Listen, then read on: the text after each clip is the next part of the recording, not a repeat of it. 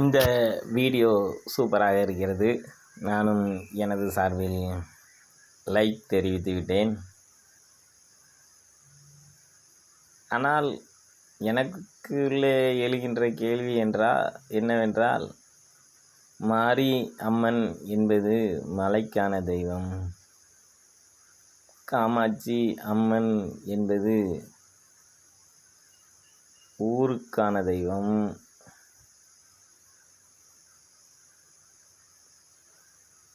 கருமாரி அம்மன் என்பது பிறந்து,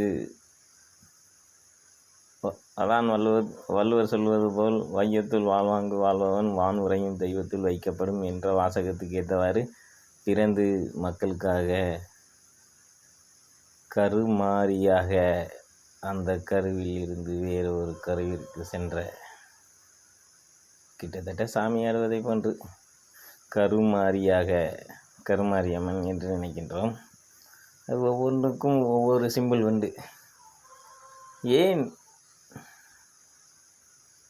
இந்த சிங்கத்தின் மீது இந்த அம்மன் காட்சி அளிப்பது போல் இந்த வீடியோ இருக்கிறது? ஏன் அம்மன் கோயில்களில் சிங்கம் இருக்கிறது என்று நான் ஆராய்ச்சி பண்ணி பார்க்கும்போது எனக்கு ஒன்றுமே புரியவில்லை. ஆனால் ஒரே ஒரு விதத்தில் மட்டுமே செல்கிறது. சிங்கம் வறட்சியான பகுதியில் வாழக்கூடியது, புலி செழிப்பான பகுதியில் வாழக்கூடியது, சிங்கம் வறட்சியான பகுதியில் வாழக்கூடியது. ஆகவே இந்த அம்மன் வறட்சி பகுதிக்குள், அதாவது தமிழ் நிலப்பரப்பில் குறிஞ்சி, முல்லை, பாலை, நெய்தல் என்று வரக்கூடிய அந்த இதில் இந்த பாலைவனத்திற்கான தெய்வமாக இருக்கலாம்.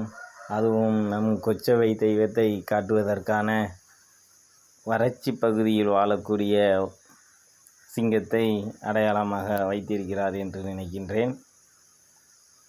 இது இருக்கலாம் என்று நினைப்பவர்கள்